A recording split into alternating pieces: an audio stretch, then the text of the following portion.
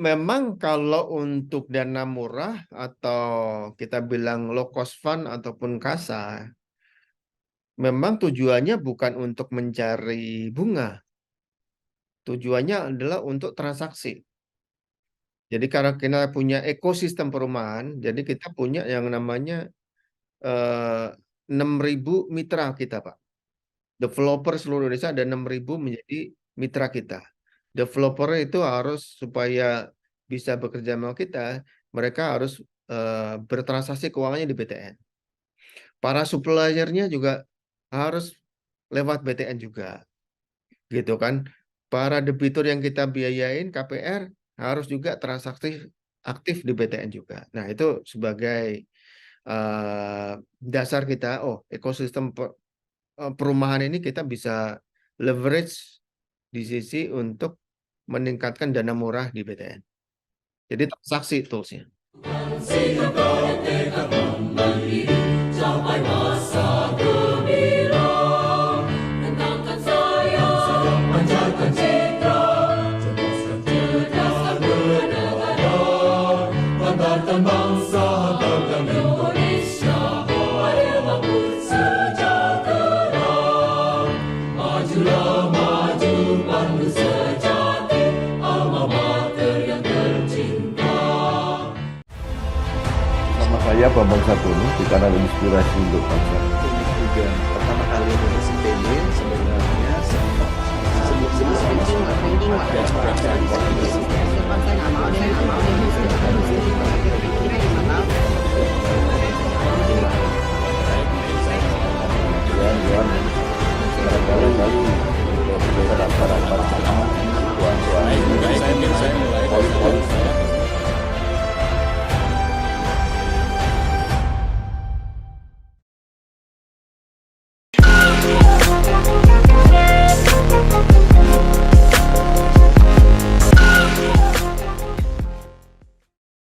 Assalamualaikum warahmatullahi wabarakatuh. Waalaikumsalam warahmatullahi wabarakatuh. Bersama saya Bambang Sadono di kanal Inspirasi untuk Bangsa. Mudah-mudahan kanal ini selalu bisa memberi inspirasi, motivasi, dan edukasi. Kami sedang mempersiapkan beberapa video wawancara untuk ikut memberi makna 64 tahun Institut Teknologi Bandung.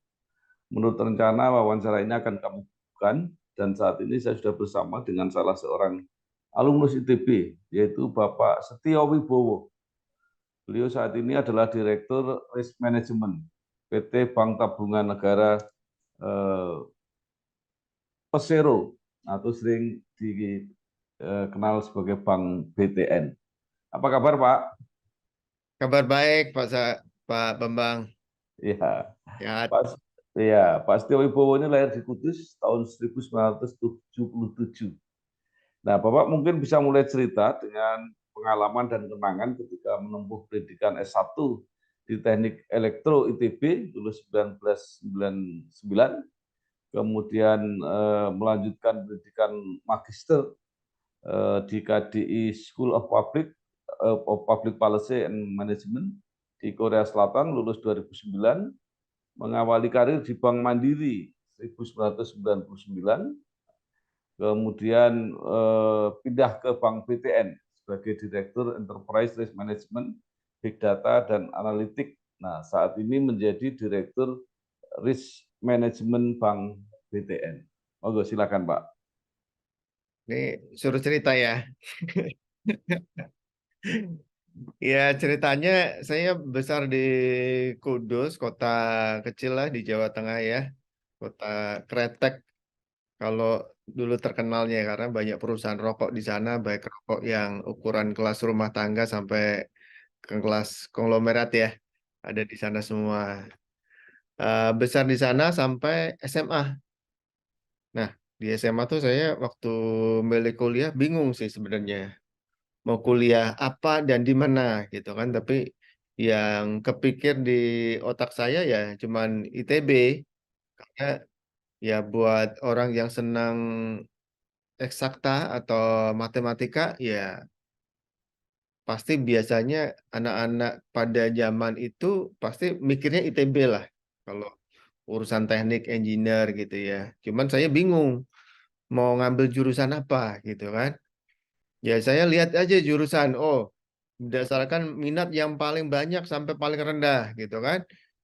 Nah, saya pilih aja. Oh, yang paling tinggi itu elektro, informatika, satu lagi apa gitu kan. Ya udah di antara itu aja yang paling top 3 yang paling diminatin. Udah itu aja dasarnya. Dan alhamdulillah habis tes ya ya kebetulan masuk juga gitu ya. Masuk di Teknik Elektro ITB. Ya sebenarnya nggak benar-benar minat juga gitu, nggak senang elektro juga nggak juga gitu kan. Tapi ya dasarnya oh yang peminat yang paling banyak ikut-ikutan lah gitu kan. Namanya juga anak SMA ya, ikut-ikutan aja. Oh yang paling susah ini ya udah kita coba itu gitu kan. Tinggal kita belajar akhirnya masuk. Ya itu ceritanya masuk ITB jurusan elektro bukan berdasarkan minat tapi berdasarkan ambisi aja sebenarnya. Sehingga tekad mandiri capai masa gemilang. Rentangkan sayang, panjatkan citra, cerdaskan negara, banggakan bangsa, banggakan Indonesia, adil makmur sejahtera. Majulah maju pandu sejati, alma mater yang tercinta. Tapi persoalannya kenapa setelah lulus malah masuknya perbankan? Nah, masuk elektro sebenarnya bukan minat, makanya karena nggak minat itu ya saya harus selesaiin secepat mungkin. Gitu. Nggak seneng-seneng amat sama ini pelajari gitu ya. Jadi ya selesaiin aja lah cepet. Dan ya karena memang pengennya cepat selesai, alhamdulillah bisa selesai di bawah 4 tahun dan cum laude juga gitu. Ya itu dasarnya karena pengen cepat lulus. Nah, karena memang nggak terlalu seneng sama jurusannya, saya tuh mikir, oh ambil kerjaan apa nih yang mungkin nggak berhubungan sama teknik elektro lah gitu kan. Gitu ceritanya Pak Bambang. Nah, tahun lulus tahun 99 tuh di mana waktu itu kan Indonesia lagi krisis moneter ya.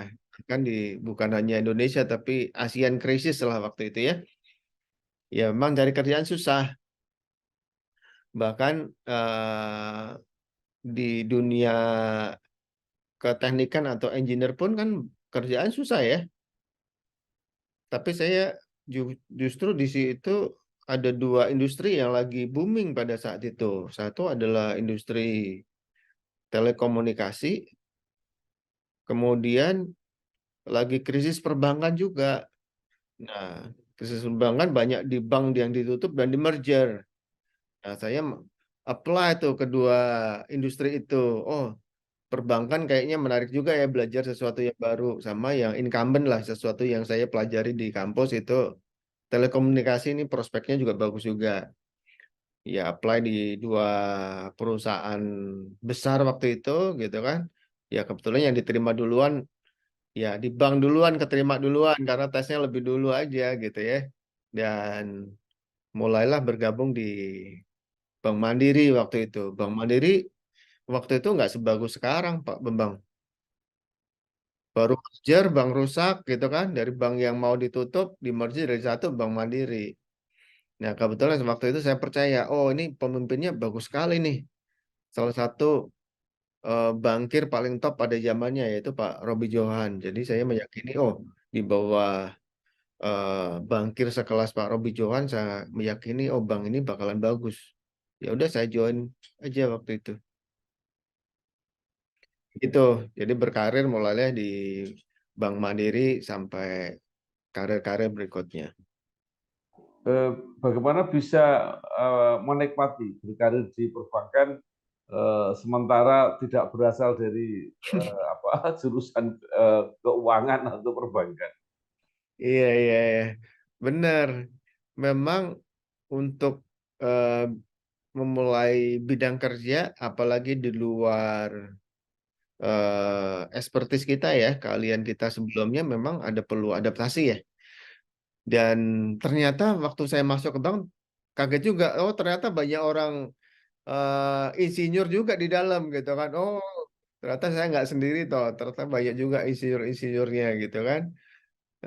Termasuk para direksinya banyak insinyur juga waktu itu. Ya udah, oh ternyata itu membuat saya lebih yakin lah gitu kan bahwa oh jadi bankir itu bukan hanya domainnya atau bidangnya para ahli ekonomi aja, tapi juga bidang-bidang lain yang bisa apa ya memiliki cara atau kerangka berpikir yang baik untuk di bidang keuangan gitu. Jadi ya adaptasi lah. Mesti ada ya adaptasi cara berpikir, adaptasi mental juga gitu ya, yang biasa berhubungan sama angka-angka dan barang gitu kan, karena kalau insinyur kan isinya ya kalau elektro ya isinya dengan alat-alat kelistrikan, alat-alat elektronika gitu kan, tiba-tiba berhubungan sama orang, itu kan beda banget tuh antara technical skill yang di engineer atau insinyur, begitu urusan bank, urusannya sama manusia, customer, rekan kerja, kemudian ngitung-ngitung. Kalau ngitung-ngitungnya sama lah, tapi urusan manusianya yang jauh beda. Banggakan bangsa, banggakan Indonesia, Mari Bangkit sejahtera. Majulah maju, pandu sejati, alma mater yang tercinta. Semoga semakin kukuh dewasa, tetap jaya dan abadi. Ya, Bank Mandiri banyak menghasilkan apa ya SDM yang andal. Akhirnya mereka dibagi disebarkan ke berbagai BUMN. Nah, tetapi Pak Bapak Pak Setiowibowo ini mendapat jatah untuk ke BTN. Jadi dari Bank Himbara kan BTN itu yang paling buncit gitu ya. Bahkan kalau tidak salah yang cukup banyak problematiknya lah kira-kira itu. Jadi kira-kira misinya apa, Pak? Iya, iya, iya. Nah, singkat cerita, setelah dari Bank Mandiri ya, setelah muter-muter di banyak bidang, 2019 eh, ada penawaran atau bukan penawaran ya, tapi ditugaskan lah gitu kan untuk ke BUMN lain. Tujuannya, misinya waktu itu melakukan transformasi. Jadi benar tuh bahwa di Bank Himbara salah satu yang waktu itu membutuhkan atau perlu diperlukan perbaikan adalah BTN ya. Jadi saya join di 2019, misinya adalah melakukan transformasi bank ini, gitu kan. Transformasi bank ini gimana bank ini bisa menjadi sehat kembali, melakukan transformasi bisnisnya sehingga ke depan bank ini memang bisa menjadi bank yang solid, profitable, tapi juga memiliki noble purpose atau keseimbangan antara misi agent of development tapi sekaligus profitable sebagai korporasi. Karena memang domainnya ini ada penugasan pemerintah untuk mengembangkan program kepemilikan rumah gitu kan. Di mana memang satu-satunya bank di Indonesia yang memang fokus di area properti ya BTN ini. Nah, itu misi mulianya. Tapi gimana misi mulia itu bisa jalan, tapi bank ini harus profitable dan sehat. Ya, itu luar biasa. Nah, eh, menurut Pak Setia, apa sebenarnya yang dominan persoalan di BTN ini? Karena kelihatannya tidak hanya persoalan manajemen ya, tapi ada persoalan lingkungan karena BTN itu kebetulan harus berada di apa ya, di bisnis yang menurut saya sih risikonya sangat tinggi gitu ya. Karena bisnis apa melayani perumahan, terutama perumahan di skala yang rendah gitu Iya. ya, yang pasti keuntungannya kecil gitu ya. Kemudian ada pandemi, ada macam-macam gitu. Jadi sebenarnya seberapa besar itu antara faktor luar dan faktor dalam? Ya, kalau saya bilang tahun itu wah seru sekali. Ibaratnya Pak, kita eh, memperbaiki kapal nih, kapalnya bocor, tapi kita juga sambil berlayar, gitu kan? Pas kita lagi berlayar, ada badai juga, namanya badai COVID kan. Jadi dia perfect storm. Kalau pada masa-masa 2020, gitu kan. Tapi atas dasar kerja kita semua memang bisa kita lalui dengan baik dan sekarang alhamdulillah kinerjanya makin baik, makin sehat, banyak perubahan yang kita lakukan. Jadi intinya perubahan-perubahan yang dilakukan satu adalah di sisi tata kelola atau seringkali kita sebut sebagai Good Corporate Governance atau GCG. Jadi tata kelola dari suatu korporasi kita perbaiki, mulai dari kebijakan, eh, pola kerja, dan kemudian eh, bisnis proses dan seterusnya. Itu satu. Kedua adalah di area apa namanya transformasi bisnisnya. Jadi kita melakukan eh, apa namanya perubahan bisnis proses di semua bidang, gitu ya. Baik di sisi perkreditannya, di sisi pendanaannya, kemudian di sisi cabang-cabangnya, bisnis prosesnya, dan seterusnya. Banggakan bangsa banggakan Indonesia, mari bangun sejahtera. Majulah maju pandu sejati, alma mater yang tercinta. Semoga semakin kukuh dewasa, tetap jaya dan abadi.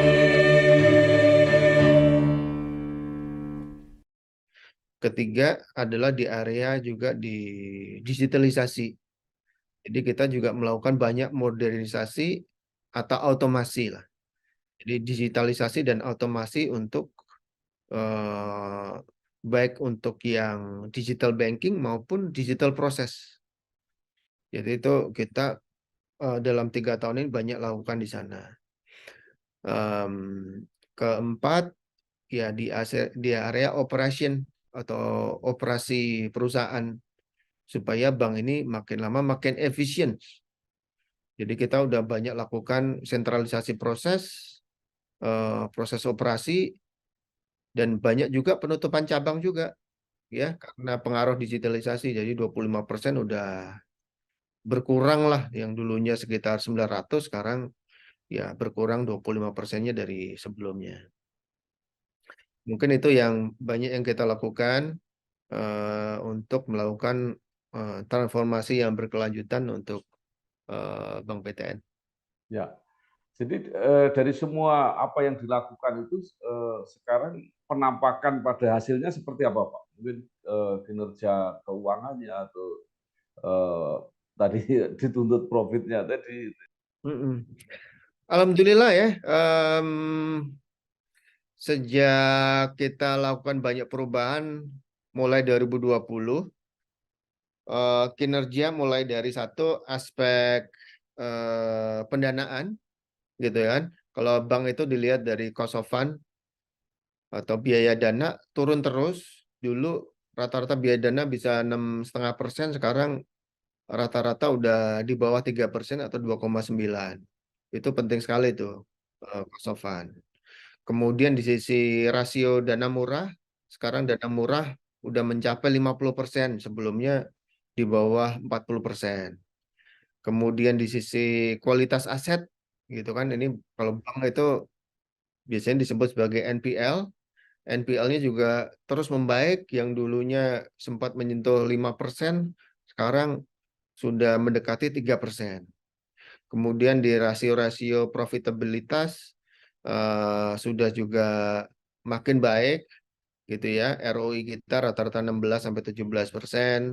Kemudian profitnya alhamdulillah udah berkali-kali lipat. Tahun lalu 2022 kita mencapai profit tertinggi sepanjang sejarahnya Bank BTN, di lebih dari 3 triliun, alhamdulillah. Tapi kita juga ingin pastikan bahwa apa yang kita capai sekarang itu baru setengah jalan, Pak Bambang. Kita masih punya ambisi sampai 2025 nanti, kita ada masih banyak ruang untuk perbaikan untuk meningkatkan profit kita yang sustainable, rasio-rasio profitabilitas yang lebih baik dan kualitas kredit kita yang lebih baik lagi. Iya. Jadi menurut Pak Setio, Bank BTN ini akan terus tumbuh dan berkembang ke depan ya. Jadi tidak ada alasan ya, kan ada suara-suara mau di merger, mau digabung seperti itu. Seperti apa, Pak? Iya, iya, iya, benar. Isu-isu itu karena dulu isunya kan, kinerjanya kurang baik, supaya baik itu restrukturisasinya melalui di merger gitu kan. Tapi setelah kita perbaiki, transformasi, ternyata kinerjanya pun makin solid dan ini bank punya misi yang unik. Ya aku rasa kalau di merger mungkin misinya menjadi mortgage bank itu akan apa ya, diminishing gitu kan atau hilang gitu ya. Nah, misi untuk menjadi bank mortgage kan penting banget sejalan dengan agenda pemerintah untuk menyediakan perumahan buat masyarakat Indonesia yang berpenghasilan rendah gitu kan. Nah, kalau ini bank ini di merger, misi itu yang justru against atau nggak sesuai lagi dengan agenda pemerintah tadi. Banggakan bangsa, banggakan Indonesia, mari bangun sejahtera. Majulah maju pandu sejati, alma mater yang tercinta. Semoga semakin kukuh dewasa, tetap jaya dan abadi.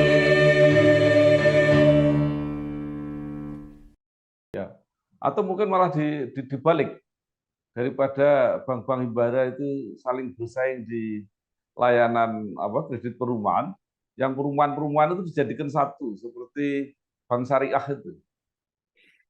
Ya bisa jadi, tapi saya rasa kompetisi pun nggak apa-apa juga menurut saya. Justru itu membuat kita jadi agile, kompetitif, kita memacu kita kerja lebih rajin gitu kayak Pak Bambang ya. Kalau saya sih berpandangan kompetisi itu bagus juga dan marketnya kan besar sekali. Dan masing-masing aku rasa punya segmen sendiri-sendiri. Kalau segmen yang middle low itu BTN, yang middle nanti bank-bank himbara yang lain, kemudian yang middle up itu juga ada beberapa bank kayak Bank Mandiri, BCA, Bank Niaga, CMB Niaga mungkin lebih ke middle up dan seterusnya. Ya. Dan menarik mitranya Bank BTN ini kan Perumnas gitu ya, karena sama-sama pangsanya sama. Nah, ketika Perumnas ada masalah, kemudian oleh pemerintah diberi PNM, penyertaan modal negara. Nah, sekarang kelihatannya menjadi lebih siap. Apakah itu juga berdampak terhadap kesehatan BTN? Sebenarnya mitra kita utama yang paling utama ya, itu adalah para developer-developer di daerah-daerah. Itu yang kontribusinya paling besar ke dalam bisnisnya BTN. Untuk yang korporasi, ya salah satunya memang Perumnas. Tentunya kalau Perumnas sehat, ya bisnisnya dengan BTN bisa berlanjut lebih baik. Tapi secara kinerjanya Perumnas baik, ke kinerjanya BTN sebenarnya korelasinya nggak terlalu signifikan. Karena memang sebagian besar rumah yang kita biayain justru berasal dari developer-developer yang di daerah-daerah gitu ya, yang menjadi mitra kita untuk ya menyediakan rumah subsidi. Pak Setio, mungkin bisa digambarkan strategi tadi tumbuh ke depan itu seperti apa? Karena yang terakhir kelihatannya kan BTN agak kesulitan ya melayani apa kredit-kredit untuk apa ya bangunan-bangunan high rise itu yang apartemen dan sebagainya itu. Apa itu ke depan akan berubah atau kira-kira gambarannya seperti apa? Ya, untuk strategi bisnis nomor satu ya, sebenarnya ada 5 area yang kita dalam rencana jangka panjang kita. Satu, justru nomor satu bukan di kredit tapi di dana.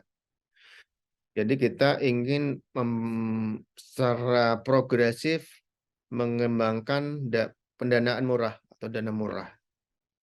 Kita dalam 5 tahun ingin tumbuh 2 kali lipat. Jadi rata-rata ya antara 15-20% per tahun pertumbuhan untuk dana murah. Kedua, itu kita mengembangkan untuk penyediaan rumah, baru ngomongin kredit nih. Rumah untuk sejalan untuk rumah murah atau rumah bersubsidi. Rata-rata kita akan ekspansi atau membiayai 150-200 ribu unit rumah bersubsidi setiap tahunnya. Ketiga, kita ingin menjadi bank yang menjadi penyedia solusi keuangan menyeluruh buat nasabah kita. Jadi bukan hanya rumah aja, tapi solusi keuangan secara end to end. Jadi kita juga bisa menyediakan personal loan atau KTA buat para debitur kita, para deposan kita, dan seterusnya. Jadi bukan hanya KPR, tapi produk keuangan lainnya. Banggakan bangsa, banggakan Indonesia, mari bangun sejahtera. Majulah maju pandu sejati, alma mater yang tercinta. Semoga semakin kukuh dewasa, tetap jaya dan abadi.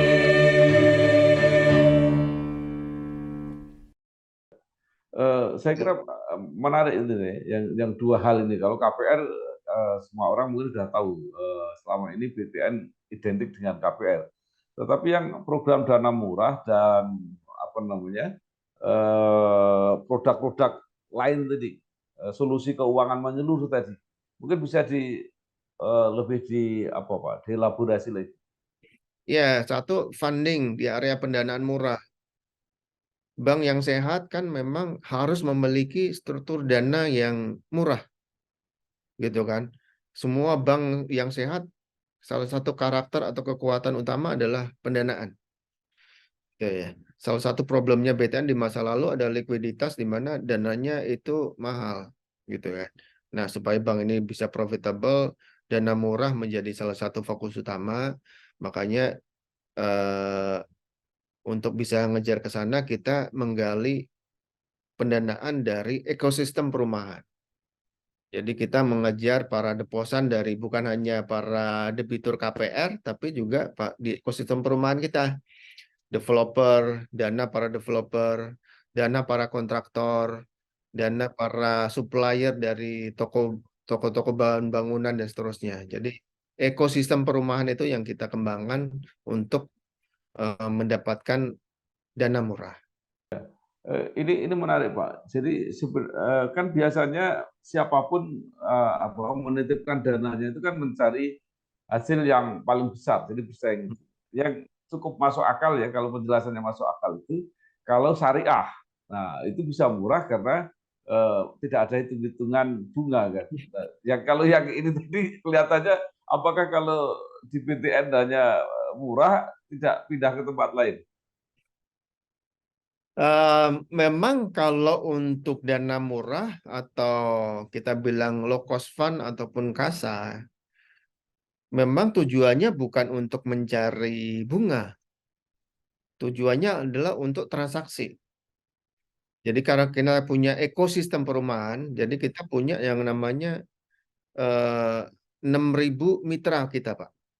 Developer seluruh Indonesia ada 6.000 menjadi mitra kita. Developer itu harus supaya bisa bekerja sama kita, mereka harus bertransaksi keuangannya di BTN. Para suppliernya juga harus lewat BTN juga, gitu kan. Para debitur yang kita biayain KPR harus juga transaksi aktif di BTN juga. Nah, itu sebagai dasar kita, oh, ekosistem perumahan ini kita bisa leverage di sisi untuk meningkatkan dana murah di BTN. Jadi transaksi toolsnya. Ya, jadi menjadi lalu lintas yang besar Iya, betul. ya kegiatan Betul. finansial itu tadi.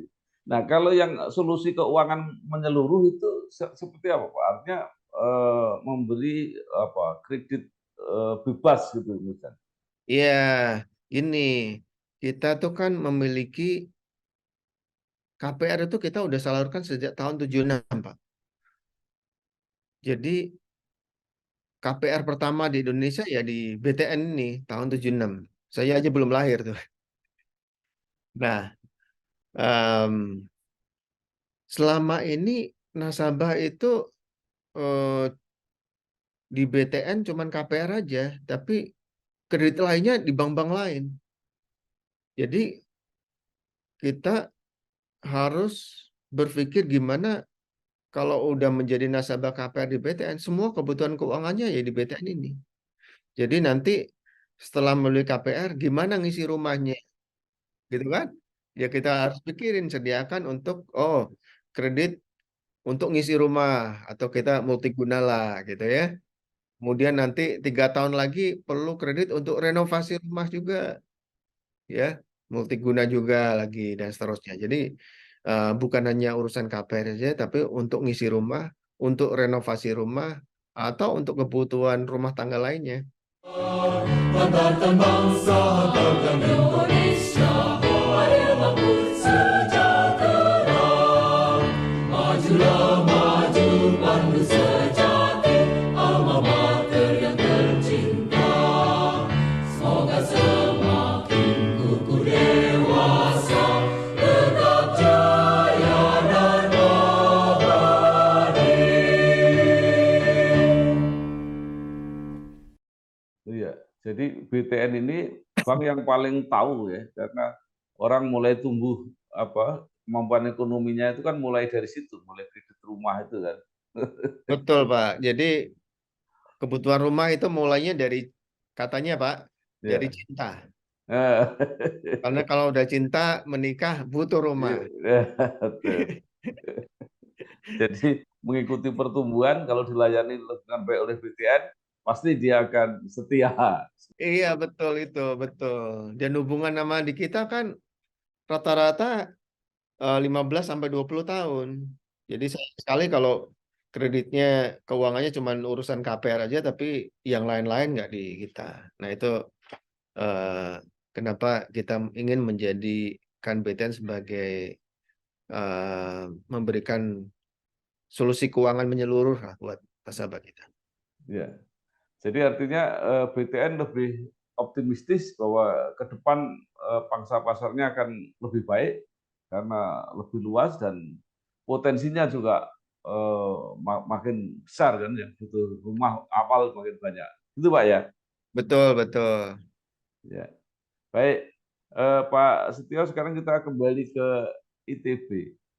Nah, sesuai pengalaman pribadi Bapak sendiri, lalu apa yang bisa disarankan kepada teman-teman yang masih kuliah di ITB? Ternyata lapangan kerja dengan sekolah kadang-kadang nggak match gitu. Ya, waktu saya masuk ITB salah satu kesan yang saya dapat itu spanduk sambutan, Pak. Kenapa spanduk sambutan itu membuat saya sampai ingat sampai sekarang dan aku rasa setiap tahun ada tuh sambutannya sama, yaitu selamat datang putra-putri terbaik bangsa. Itu yang saya paling ingat. Jadi nilai-nilai yang di ITB yang menurut saya selalu relevan dimanapun kita bekerja, satu adalah kerja keras.